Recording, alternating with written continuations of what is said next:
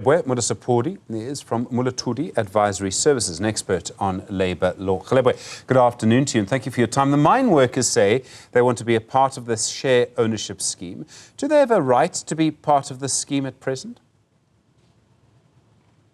It's not a right, Stephen.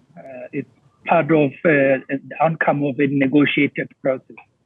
I think as highlighted in the headlines you've shared, effectively there'll be an engagement between management and unions regarding whether or not there's participation. And if an agreement is reached that there will be participation, that then they will then participate. But it's not a right per se. It's a subject, so to say, it's a contractual outcome from the negotiations process between the two parties. Okay, so if it's the outcome of a negotiation and they believe that the company is not living up to a deal, the outcome of a negotiation, are they allowed to go on strike or hold the protest that they did? And any strike action that's taken has to be legal. If it's not legal, then those who are participating in it are at risk. The risk of discipline in this instance, and depending on the individual records they have, the outcome might be a written warning, might be final written warning. So in some instances, it might be dismissal. But the court always caution against illegal strike action because the labor relations has a detailed set of provisions to ensure that the strike is legal and protected. And if it's protected, then you are legit. But if you conduct yourself in any manner that's unprotected, then you put yourself at risk of discipline. By definition, would this action then have been unprotected? There wasn't a strike ballot or anything like that? It sounds from the reports we have received in the media that it was not protected at all. I'm not aware of any instance where there will be a legal strike underground, because then it plays into matters of safety, environmental risk, etc. So if there was a strike action, it probably would have happened above ground, not underground. So underground is likely to have been unprotected, but the media report, it seems to have been an unprotected strike action. Okay, so I was going to come to that. We've seen several of these underground sit-ins in recent times. We'd never had this before. I mean, it's incredibly dangerous to have a sit-in underground. I know having a sit-in has been a part of labour action for many, many years. Are sit-ins legal to basically take over the workplace and stop anyone from working? Is that legal? It's not, because I think you have to look at the definition of what's a strike action or a lockout. And from that definition, any concerted withdrawal of labor or denying employees access to a workplace when they're delivering their labor is then a lockout. And if it's not in line with the provisions of the Labor Relations Act, then it becomes unprotected. So sit-ins are normally impromptu decisions by workforce. And on that basis, they are likely to be unprotected.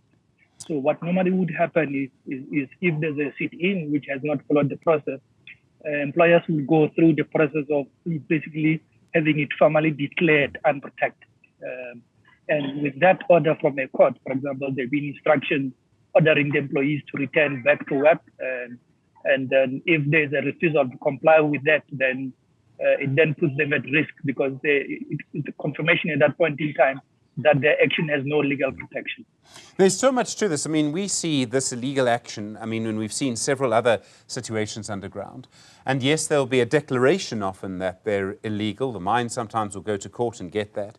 Nothing ever happens after that. I mean, in this case, from what you say, these mine workers might have put themselves in a very difficult position where they could probably be removed or written warning, I think is what you suggested. It's a dangerous thing to do, but more and more I worry that people are not obeying the law, and it probably goes on both sides of disputes. I think there are two aspects to this, Stephen. The first one is that there are always consequences to unprotected action. And generally, part of what happens between management and the union would then be some kind of negotiations around discipline that's short of dismissal. Depending on the nature of the relationship and the dynamics at that point in time, it might result in very minimal sanctions. In some instances, if there's a lot of tension between the parties, it might actually result in dismissals. I think there's been a number of court cases where employees have been dismissed, they've gone to court, and maybe there's a court order to reinstate because the employer didn't follow some process or the sanction was too harsh. But there's always consequences to unprotected strike action.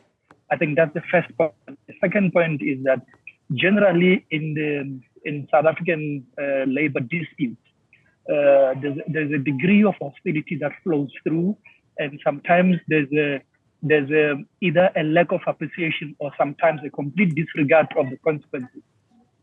Because people would say, we'll deal with the consequences thereafter, but right now we have to deal with the issue in front of us. So in this instance, it would seem the workforce decided we have to deal with this now, and we'll deal with it by doing a sit-in, so we can put maximum pressure on the employer without necessarily thinking about the consequences.